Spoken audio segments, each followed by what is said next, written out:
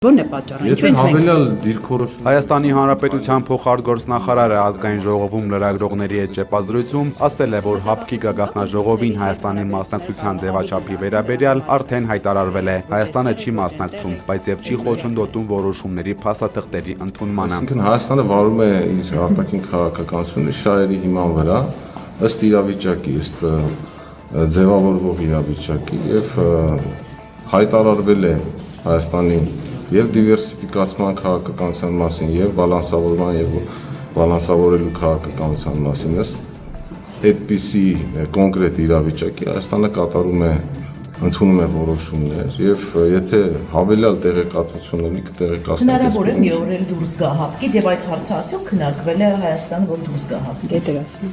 այսպիսի հարց այս փուլում արտաքին գործերի նախարարության օրակարգում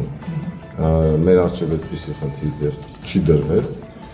եթե լինեն այդպիսի զարգացումներ, կիմանաք